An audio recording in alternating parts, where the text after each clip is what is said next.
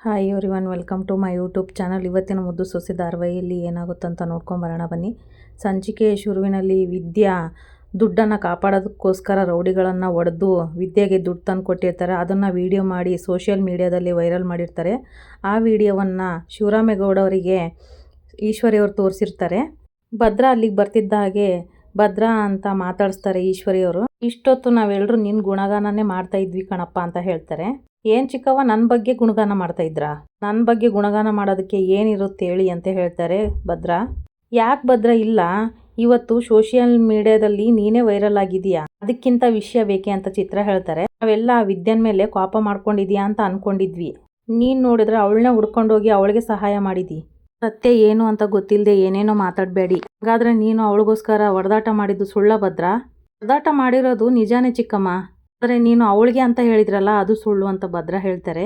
ಮತ್ತೆ ಸತ್ಯ ಏನ್ಲ ಭದ್ರಾ ಅಂತ ಕೇಳ್ತಾರೆ ಭದ್ರಾ ಅಜ್ಜಿ. ಅಮ್ಮಮ್ಮ, ಅದು ನಾನು ರೋಡಾಗ ಹೋಗ್ಬೇಕಾದ್ರೆ ಈ ಥರ ದುಡ್ಡು ಕತ್ಕೊಂಡು ರೌಡಿಗಳು ಹೋಗ್ತಾ ಇದ್ರು, ಯಾರ್ದೋ ಹೆಂಗಸಿನ ದುಡ್ಡು ತಗೊಂಡು ಹೋಗ್ತಾ ಇದ್ದಾರೆ ಅಂದ್ಕೊಂಡು ನಾನು ಅವ್ರಿಗೆ ಹೊಡೆದ್ಬಿಟ್ಟು ಆ ದುಡ್ಡನ್ನು ತೊಗೊಂಬಂದು ಅವ್ರ ಹತ್ರ ಬಂದರೆ ಅಲ್ಲಿ ನೋಡಿದರೆ ವಿದ್ಯಾ ಹಾಗೆ ವಿದ್ಯಾರ ಅಮ್ಮ ಇದ್ರು ಅಂತ ಎಕ್ಸ್ಪ್ಲೇನ್ ಮಾಡಿ ಹೇಳ್ತಾರೆ ಭದ್ರಾ.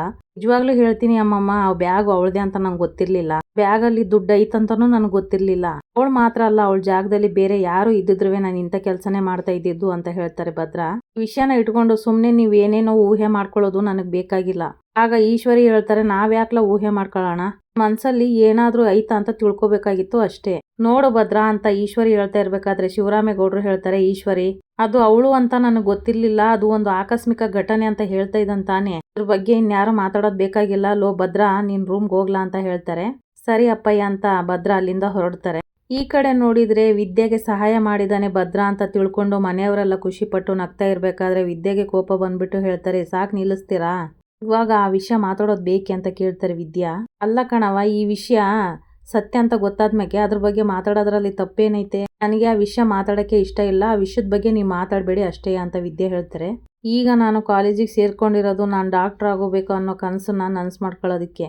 ನೀವೇನಾದ್ರೂ ಈ ವಿಷಯನ ಅವಾಗವಾಗ ಮಾತಾಡ್ತಾ ಇದ್ರೆ ಅವ್ರು ಕಾಪಾಡಿರೋ ದುಡ್ಡಿಂದ ನಾನು ಓದೋದೇ ಬೇಡ ಅಂತ ಈ ವರ್ಷ ಕಾಲೇಜಿಗೆ ಹೋಗೋಕ್ಕಿಲ್ಲ, ಏನು ವರ್ಷದ ಗಂಟ ಮನೇಲೇ ಇದ್ಬಿಡ್ತೀನಿ ಅಂತ ವಿದ್ಯೆ ಹೇಳ್ತಾರೆ.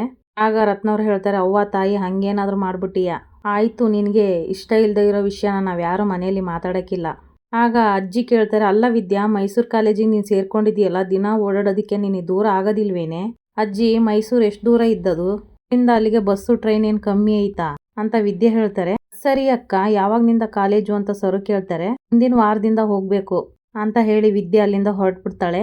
ಈ ಕಡೆ ಹೊರಗಿನಿಂದ ಚೆಲುವ ಅವರು ವಿದ್ಯೆ ಮಾತಾಡಿದ್ದು ಮಾತನ್ನೆಲ್ಲ ಕೇಳಿಸ್ಕೊಂಡು, ನಾನು ಒಬ್ಬ ಅಪ್ಪನಾಗಿ ಮಕ್ಳ ಕನಸು ಏನು ಅಂತ ಅರ್ಥ ಮಾಡ್ಕೊಳ್ಳಿಲ್ಲ, ಅವ್ರ ಓದಿಗೆ ಬೆನ್ನೆಲುಬಾಗಿ ನಿಂತ್ಕೊಳ್ಳಿಲ್ಲ, ಹೆಣ್ಮಕ್ಳಿಗೆ ಓದು ಯಾಕಂತ ಕೇಳಿದ ಮಾತುಗಳು ನನ್ನನ್ನು ಕಾಡ್ತಾ ಇದ್ದಾವೆ, ಆದರೆ ನೀನು ಅದನ್ನೆಲ್ಲ ಮೀರ್ಬಿಟ್ಟು ಗಂಡ್ಮಕ್ಳಿಗಿಂತ ನಾವೇನು ಕಮ್ಮಿ ಇಲ್ಲ ಅಂತ ಇಡೀ ಜಗತ್ತಿಗೆ ನೀನು ತೋರಿಸ್ಬಿಟ್ಟೆ. ಆದರೆ ಎಷ್ಟೇ ಅಡ್ಡಿ ಆತಂಕ ಬಂದರೂ ಅದ್ರ ವಿರುದ್ಧ ಹೋರಾಡಿ ನೀನು ಗೆದ್ಬಿಟ್ಟೆ ಮಗಳೇ, ಗೆದ್ಬಿಟ್ಟೆ ಅಂತ ಚೆಲುವವ್ರು ಮಾತಾಡ್ಕೋತಾರೆ. ಇವತ್ತು ನನಗೆ ನಿನ್ನ ಬಗ್ಗೆ ಹೆಮ್ಮೆ ಅನ್ನಿಸ್ತಾ ಇದೆ ಅನ್ಕೊಂಡು ಫೀಲ್ ಮಾಡ್ಕೊತಾರೆ ಚೆಲುವ ಅವರು.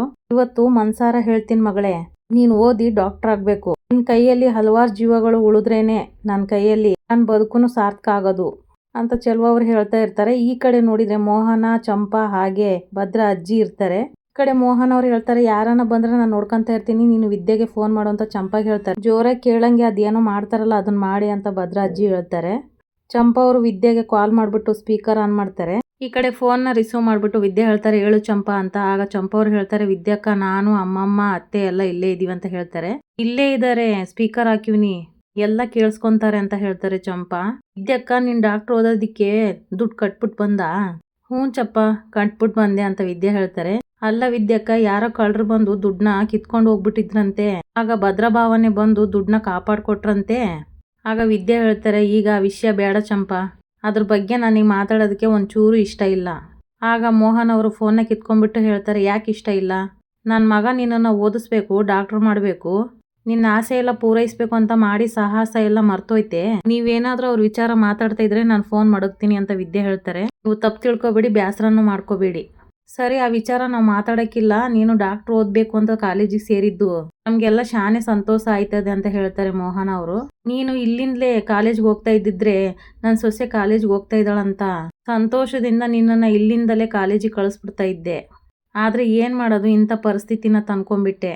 ಅತ್ತೆ, ನಾನು ಎಲ್ಲೇ ಇದ್ರೂ ನಿಮ್ಮ ಸೊಸೆನೇ ಅಲ್ವೇ, ಈಗ ಯಾಕೆ ಆ ವಿಚಾರ ಎಲ್ಲ ಅಂತ ಕೇಳ್ತಾರೆ ವಿದ್ಯಾ. ಫೋನ್ನ ಕಸ್ಕೊಂಡ್ಬಿಟ್ಟು ಭದ್ರಾ ಅಜ್ಜಿ ಮಾತಾಡ್ತಾರೆ. ಯಾರು? ಡಾಕ್ಟರ್ ವಿದ್ಯಾ ಮಾತಾಡ್ತಾ ಇರೋದಾ ಅಂತ ಕೇಳ್ತಾರೆ. ಹೇಳಿ ಅಮ್ಮಮ್ಮ, ನಾನು ನಿಮ್ಮ ಡಾಕ್ಟರ್ ವಿದ್ಯಾನೇ ಮಾತಾಡ್ತಾ ಇರೋದು ಅಂತ ಹೇಳ್ತಾರೆ ವಿದ್ಯಾ. ಇವತ್ತು ನನಗೆ ಆಗ್ತಾ ಇರೋ ಸಂತೋಷಕ್ಕೆ ಕುಳಿದು ಕುಪ್ಪಳಿಸ್ಬೇಕಂತ ಅನಿಸ್ತೈತೆ ಕಣೆ. ನಿಜವಾಗ್ಲೂ ಮನ್ಸು ತುಂಬೋಗೈತೆ ಕಣೆ. ಇನ್ನು ಡಾಕ್ಟರ್ ಆಗಿ ಬಂದು ನನ್ನನ್ನು ಚೆನ್ನಾಗಿ ಚೆಕ್ ಮಾಡಿಬಿಟ್ಟು ಔಷಧಿ ಮಾತ್ರೆ ಎಲ್ಲ ಕೊಡಬೇಕು. ಒಂದೇ ಮಾತ್ರೆನ ಆರ್ಕಿತ ತಗೋ ಅಂತ ಮಾತ್ರ ಹೇಳ್ಬಾರ್ದು ಅಂತ ಹೇಳ್ತಾರೆ ಭದ್ರಾ ಅಜ್ಜಿ. ಅದರಿಂದ ಪುಣ್ಯದ ಕೆಲಸ ಇನ್ನೇನ್ ಬೇರೆ ಇದ್ದದಮ್ಮ ಅಂತ ಹೇಳ್ತಾರೆ ವಿದ್ಯಾ. 100 ವರ್ಷ ಚೆನ್ನಾಗಿರ್ಬೇಕು, ಹಂಗ್ ನೋಡ್ಕೊಂತೀನಿ. ಇದು ನನ್ನ ಮೊಮ್ಮಗಳು ಅಂದ್ರೆ ಅಂತ ಹೇಳ್ತಾರೆ ಭದ್ರಾ ಅಜ್ಜಿ. ವಿದ್ಯಾ, ನೀನ್ ಬರೀ ಡಾಕ್ಟರ್ ಆದ್ರೆ ಸಾಲದು, ಈ ಮಂಡ್ಯ ಜಿಲ್ಲೆ ನಿನ್ನ ಆಡಿ ಹೊಗಳ್ಬೇಕು. ಅಂತ ದೊಡ್ಡ ಡಾಕ್ಟರ್ ಆಗ್ಬೇಕು ನೀನು. ಸರಿ ಆಯ್ತು ಅಮ್ಮಮ್ಮ ಅಂತ ಹೇಳ್ತಾರೆ ವಿದ್ಯಾ. ಚೆನ್ನಾಗಿ ಓದ್ಕೋ, ಜೊತೆಗೆ ಹೊಟ್ಟೆಲಿರೋ ವಂಶದ ಕುಡಿನ ತಂದಾಗ ನೋಡ್ಕೋ ಅಂತ ಹೇಳ್ತಾರೆ ಭದ್ರಾ ಅಜ್ಜಿ. ಅಮ್ಮಮ್ಮ, ನಾನ್ ನೋಡ್ಕೊಂತೀನಿ. ಸರಿ, ನಾನು ಇವಾಗ ಫೋನ್ ಇಡ್ತೀನಿ, ಅವಾಗವಾಗ ಚಂಪಾಗ್ ಫೋನ್ ಮಾಡ್ತಾ ಇರು ಅಂತ ಹೇಳಿ ಫೋನ್ನ ಕಟ್ ಮಾಡ್ತಾರೆ ಭದ್ರಾ ಅಜ್ಜಿ. ಈ ಕಡೆ ಶಿವರಾಮೇಗೌಡ್ರನ್ನ ತೋರಿಸ್ತಾರೆ. ಈ ಕಡೆ ತಾತ ಅಜ್ಜಿ ಮನೆ ಕುಸ್ತೋಗಿತ್ತು ಅಂತ ಫೈಲ್ಗೆ ಅರ್ಜಿ ಹಾಕಿದ್ರಲ್ಲ, ಅವ್ರದ್ದು ಫೈಲು ಅಂತ ವೆಂಕಟೇಶ್ ಅವ್ರು ಹೇಳ್ತಿರ್ತಾರೆ ಶಿವರಾಮೇಗೌಡ್ರಿಗೆ. ಗೋವಿಂದ ಈ ಅರ್ಜಿ ಎಲ್ಲ ಕಡೆ ಹೋಗಿ ಪರಿಹಾರ ಮಾಡೋದಕ್ಕೆ ಶಾನೆ ಟೈಮ್ ತೊಗೊಂಡ್ಬಿಡುತ್ತೆ. ಆ ಹಿರಿ ಜೀವಕ್ಕೆ ತುಂಬಾ ತೊಂದರೆ ಆಗ್ಬಿಡುತ್ತೆ. ಒಂದು ಕೆಲಸ ಮಾಡ್ಬಿಡು, ನಮ್ಮ ಫ್ಯಾಕ್ಟ್ರಿಯಿಂದ ಇಟ್ಟಿಗೆಗಳನ್ನು ಕಳಿಸಿ ಅವ್ರಿಗೊಂದು ಸೂರ್ಗೆ ವ್ಯವಸ್ಥೆ ಮಾಡ್ಕೊಟ್ಬಿಡು ಅಂತ ಶಿವರಾಮೇಗೌಡರು ಹೇಳ್ತಾರೆ. ಸರಿ ಅಣ್ಣ, ಅದಕ್ಕೆಲ್ಲ ವ್ಯವಸ್ಥೆ ಏನೇನ್ ಬೇಕೋ ಅದನ್ನೆಲ್ಲ ನಾನು ಮಾಡ್ತೀನಿ ಅಂತ ಗೋವಿಂದ ಹೇಳ್ತಾರೆ. ಫೈಲ್ನೆಲ್ಲ ಸಂಬಂಧಪಟ್ಟಿರೋ ಇಲಾಖೆಗೆ ಕಳಿಸ್ಕೊಟ್ಬಿಡಿ ಅಂತ ವೆಂಕಟೇಶ್ ಅವರಿಗೆ ಹೇಳ್ತಾರೆ ಶಿವರಾಮೇಗೌಡರು. ಈ ಕಡೆ ಭದ್ರಾ ಅಜ್ಜಿ ಹೇಳ್ತಾರೆ, ಮೋಹನ ಎಷ್ಟೊತ್ತು ಕಾಫಿ ತರಕ್ಕೆ ಅಂತ ಹೇಳ್ತಾರೆ. ಈ ಕಡೆ ಸಾವಿತ್ರಿ ಅವ್ರು ಬಂದು ಹೇಳ್ತಾರೆ, ಅಣ್ಣ ನಿನ್ನ ಹತ್ರ ಒಂದು ಮುಖ್ಯವಾದ ವಿಚಾರ ಮಾತಾಡ್ಬೇಕಾಗಿತ್ತು. ಗೋವಿಂದ ಅವ್ರು ಹೇಳ್ತಾರೆ, ಸಾವಿತ್ರಿ, ಬ್ಯಾಡದೆ ಇರೋ ವಿಚಾರ ಮಾತಾಡೋದ್ ಬಿಟ್ಟು ಸುಮ್ಕೆ ಇರಕ್ ಆಗಕ್ಕಿಲ್ವಿ ಅಂತ ಹೇಳ್ತಾರೆ. ಇನ್ನಂತಿ ಹೇಳ್ತಾರೆ, ಇದು ಬ್ಯಾಡದೆ ಇರೋ ವಿಷಯ ಅಲ್ಲ ಚಿಕ್ಕಮಾವ, ಅದು ಮುಖ್ಯವಾದ ವಿಚಾರ ಗೊತ್ತಾಗದೆ. ಏನು ಅಂತ ಮುಖ್ಯವಾದ ವಿಚಾರ ನಿಮಗೆ ಗೊತ್ತಿರೋದು? ಅದೇ ಅಣ್ಣ, ವಿದ್ಯಾ ಇದ್ದಾಳಲ್ಲ, ಡಾಕ್ಟರ್ ಓದಕ್ಕೆ ಮೈಸೂರು ಕಾಲೇಜಿಗೆ ಸೇರ್ಕೊಂಡವಳೆ ಅಂತೆ ಅಂತ ಹೇಳ್ತಾರೆ ಸಾವಿತ್ರಿ. ಶಿವರಾಮೇಗೌಡರಿಗೆ ಕೋಪ ಬಂದು ಹೇಳ್ತಾರೆ, ಗೋವಿಂದ, ನಮ್ಮ ಹಟ್ಟಿ ಒಳಗಡೆ ಆ ವಿಚಾರ ಮಾತಾಡಬಾರ್ದು ಅಂತ ಹೇಳಿತ್ತಾನೆ. ನನ್ನ ಮೀರಿ ಯಾರಾದ್ರೂ ಮಾತಾಡಿದ್ರೆ ಗ್ರಾಚಾರ ನೆಟ್ಟಗಿರಕ್ಕಿಲ್ಲ ಅಂತ ಹೇಳ್ಬಿಡು. ಅಷ್ಟರಲ್ಲಿ ನಮಸ್ಕಾರ ಅಂತ ಹೇಳಿ ಲಾಯರ್ ಬರ್ತಾರೆ ಅಲ್ಲಿಗೆ. ಶಿವರಾಮೇಗೌಡರು ಹೇಳ್ತಾರೆ, ನೋಡಿ ವಕೀಲ್ರೆ, ಇನ್ನು ತಡ ಮಾಡೋದು ಬೇಡ, ಬಿರ್ನೆ ನನ್ನ ಮಗನಿಗೆ ಡೈವರ್ಸ್ ಕೊಡೋದಿಕ್ಕೆ ಎಲ್ಲ ವ್ಯವಸ್ಥೆ ಮಾಡ್ಬಿಡಿ ಅಂತ ಹೇಳ್ತಾರೆ. ಅದನ್ನ ಕೇಳಿದ ತಕ್ಷಣ ಭದ್ರಾ ಅಜ್ಜಿಗೆ ಶಾಕ್ ಆಗ್ಬಿಡುತ್ತೆ. ಒಂದ್ ಕಡೆ ಸಾವಿತ್ರಿ ವಿನಂತಿ ಖುಷಿ ಆಗ್ಬಿಡುತ್ತೆ. ಲಾಯರ್ ಅವ್ರು ಹೇಳ್ತಾರೆ, ಸರ್, ನಾನು ಹಿಂಗೆ ಕೇಳ್ತೀನಿ ಅಂತ ತಪ್ಪು ತಿಳ್ಕೊಬೇಡಿ. ನೀವು ಇದನ್ನ ಅವಸರದಲ್ಲಿ ತಗೊಂಡಿರೋ ನಿರ್ಧಾರ ಅಲ್ಲ ಅಲ್ವಾ? ಇಲ್ಲ, ನಾವೆಲ್ಲರೂ ಚೆನ್ನಾಗಿ ಯೋಚನೆ ಮಾಡಿ ಈ ತೀರ್ಮಾನ ತಗೊಂಡಿರೋದು. ಸರಿ ಸರ್, ನಾನು ಇವತ್ತೇ ನೋಟಿಸ್ನ ರೆಡಿ ಮಾಡಿ ಆದಷ್ಟು ಬೇಗ ಕಳಿಸ್ಕೊಡ್ತೀನಿ ಅಂತ ಲಾಯರ್ ಅವ್ರು ಹೇಳ್ತಾರೆ. ನಾನಿನ್ನ ಬರ್ತೀನಿ ಅಂತ ಹೇಳಿ ಲಾಯರ್ ಅಲ್ಲಿಂದ ಹೊರಡ್ತಾರೆ. ಶಿವರಾಮ, ಕಾಪದಲ್ಲಿ ಕುಯ್ಕೊಂಡಿರೋ ಮೂಗು ತಣ್ಣಗಾದ್ಮೇಲೆ ಬರಕಿಲ್ಲ ಕಣಪ್ಪ, ಅದಕ್ಕೆ ಈ ವಿಷಯದಲ್ಲಿ ದುಡುಕಿ ಯಾವ ನಿರ್ಧಾರನೂ ತಗೋಬೇಡ ಅಂತ ಹೇಳ್ತಾರೆ ಭದ್ರಾ ಅಜ್ಜಿ. ಆಗ ಮೋಹನ್ ಅವ್ರು ಹೇಳ್ತಾರೆ, ರೀ, ಅತ್ತೆ ಹೇಳ್ತಾ ಇರೋದು ಸರಿಯಾಗೈತೆ, ಇದು ನಮ್ಮ ಮಕ್ಳು ಬದುಕಿನ ಪ್ರಶ್ನೆ. ಇನ್ನು ಹೊಸಿ ದಿನ ಕೋಪ ಎಲ್ಲ ಕಡಿಮೆ ಆಗಿ ಮನ್ಸು ತಿಳಿಯಾಗಿ ಸರಿ ಹೋದ್ಮ್ಯಾಕೆ ಏನ್ ಮಾಡೋದು ಅಂತ ಯೋಚನೆ ಮಾಡಿದ್ರಾಯ್ತು ಅಂತ ಹೇಳ್ತಾರೆ ಮೋಹನ್ ಅವರು. ನೋಡಿ, ಈ ವಿಚಾರದಲ್ಲಿ ಇನ್ನೂ ಯೋಚನೆ ಮಾಡೋದಕ್ಕೆ ಏನೂ ಇಲ್ಲ. ಈ ವಿಚಾರದಲ್ಲಿ ನನ್ನ ಮಗನ ತೀರ್ಮಾನನೇ ನನ್ನ ತೀರ್ಮಾನ. ಮೋಸಗಾರರಿಗೆ ಶಿಕ್ಷೆನೇ ವಿನಃ ಕ್ಷಮೆ ಇಲ್ಲ ಅಂತ ಹೇಳ್ತಾರೆ ಶಿವರಾಮೇಗೌಡರು. ಶಿವರಾಮ, ನನ್ನ ಮಾತನ್ನು ಕೇಳಪ್ಪ, ದುಡುಕ್ಬೇಡ ಅಂತ ಭದ್ರಾ ಅಜ್ಜಿ ಹೇಳಿದಾಗ ಶಿವರಾಮೇಗೌಡರು ಹೇಳ್ತಾರೆ, ಅವ್ವ, ಈ ವಿಷಯನ ಇನ್ನೂ ಮುಂದುವರ್ಸೋದ್ ಬೇಡ ಅಂತ ಹೇಳಿ ಅಲ್ಲಿಂದ ಹೊರಟ್ಬಿಡ್ತಾರೆ ಶಿವರಾಮೇಗೌಡರು. ಈ ಕಡೆ ನೋಡಿರೋ ಭದ್ರಾ ಅವ್ರನ್ನ ತೋರಿಸ್ತಾರೆ. ಭದ್ರಾ ಅವರು ಯೋಚನೆ ಮಾಡ್ಕೊಂಡು ಕೂತಿರ್ತಾರೆ. ಇನ್ನು ಮುಂದೆ ನಿನ್ನ ಹೆಂಡ್ರ ಮಧ್ಯೆ ನಾನು ಬರಕಿಲ್ಲ ಅಂತ ಶಿವರಾಮೇಗೌಡರು ಹೇಳಿರೋದನ್ನ ನೆನ್ಪು ಮಾಡ್ಕೊತಾರೆ ಭದ್ರಾ ಅವರು. ಇನ್ನು ಆಸೆ ಪಟ್ಟಂಗೆ ನೀನು ಡಾಕ್ಟರ್ ಓದ್ಬೋದು, ಅದಕ್ಕೆ ಸಂಪೂರ್ಣ ಬೆಂಬಲ ನಂದೈತಿ ಅಂತ ಹೇಳಿರ್ತಾರೆ ಶಿವರಾಮೇಗೌಡರು. ಅದನ್ನು ಸಹ ನೆನ್ಪು ಮಾಡ್ಕೊತಾರೆ ಭದ್ರಾ ಅವರು. ಭದ್ರಾ ಅವರು ಸ್ವೆತಸ್ಕೋಪ್ ಹಿಡ್ಕೊಂಡು ಯೋಚನೆ ಮಾಡ್ಕೊಂಡು ಕುಂತು ಬಿಡ್ತಾರೆ. ಈ ಕಡೆ ನೋಡಿದ್ರೆ ವಿದ್ಯೆಯವರು ಬರ್ಕೊಂಡು ಕೂತಿರ್ಬೇಕಾದ್ರೆ ಭದ್ರವರು ಸ್ನಾನ ಮಾಡ್ಬಿಟ್ಟು ಅಕ್ಷಿ ಅಕ್ಷಿ ಅಂತಾನೆ ಇರ್ತಾರೆ.